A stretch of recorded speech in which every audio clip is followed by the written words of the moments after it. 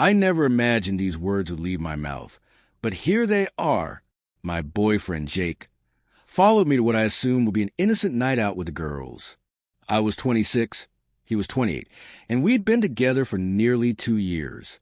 I'd always believed Jake trusted me completely, until that night proved me wrong. It began like any other Friday evening. My closest friends, Megan, Lisa, and Rachel, had organized a girls' night at Megan's downtown apartment. We were all excited. It had been months since we'd spent time together. Megan's husband was away for work. Lisa's was on a business trip, and Rachel, married for 5 years, always welcomed these nights as a way to unwind. I'd told Jake about it earlier in the day, expecting the usual have fun from him. Instead, he seemed oddly quiet, almost distant. He didn't ask any questions, didn't seem curious, just a muted, okay. I brushed it off, thinking maybe he was worn out from work. When the night began, it felt normal. Wine poured into glasses, laughter bouncing around the room, music playing softly in the background. We caught up on each other's lives, swapped stories, and indulged in the usual girl talk. But as the hours slipped by, something about the atmosphere began to shift. Megan's charm edged into flirtation. Lisa laughed at everything, a little too eagerly. Rachel kept texting someone who clearly wasn't her husband.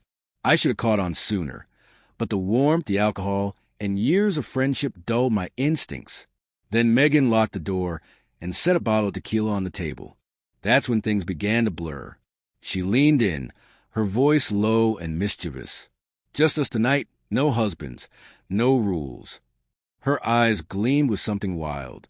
Lisa nodded without hesitation, and Rachel shot me a look that made my stomach churn. In that moment, I realized this wasn't just a casual night among friends. There was something more here. Something raw, secret, and carefully hidden beneath the facade of perfect marriages and lifelong bonds. And then I saw him, a shadow at the window, Jake. His eyes locked on me, burning with a mix of disbelief and pain. My whole body froze. I wanted to run outside and explain, but my throat was dry and my thoughts were spiraling. How long had he been standing there? What had he seen? Was this the moment everything between us shattered?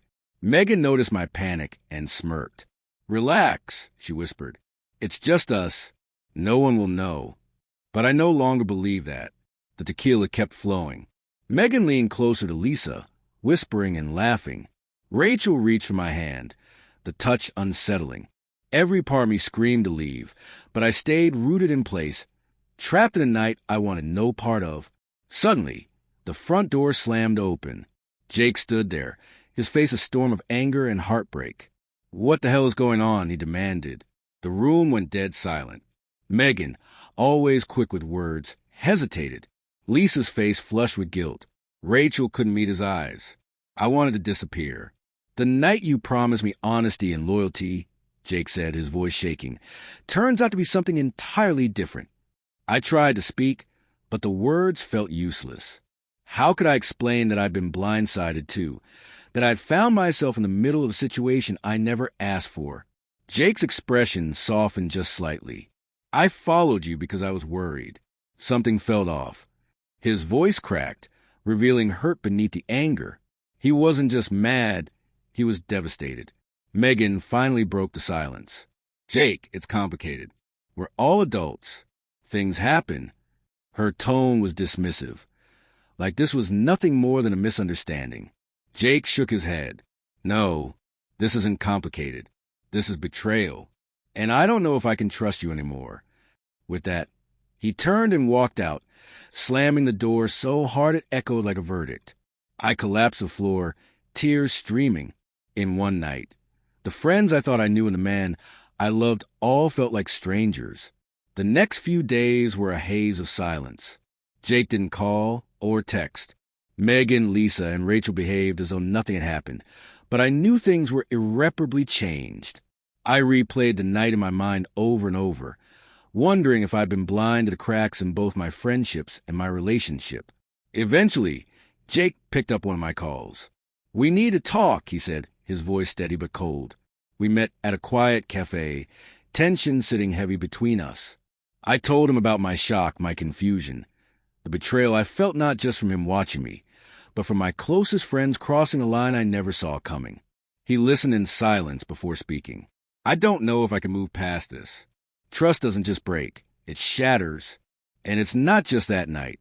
It's everything we've been hiding from each other. Tears stung my eyes. I never meant to hurt you, Jake. I thought I was going for a harmless night, but it became something else. He looked at me with an ache I couldn't bear. I'm not sure I know who you are anymore. That cut deeper than anything else. In the days that followed, I severed ties with Megan, Lisa, and Rachel. I couldn't stand the sight of them, or the excuses I knew they'd make. Jake and I talked a few more times, but each conversation felt colder. The distance between us widened, the warmth gone, slipping away like sand through my fingers. I learned something harsh in the aftermath. Sometimes the people you trust most are the very ones who hurt you the deepest. And sometimes the love you believe is unshakable can crack without warning. The night Jake followed me was the night everything changed, not just between us, but within me. I realized I'd been surrounded by people who weren't who I thought they were, and my relationship wasn't as solid as I believed. I still don't know where we'll end up. Maybe forgiveness is possible. Maybe it isn't. But one truth remains. Once trust is broken, piecing it back together is never simple.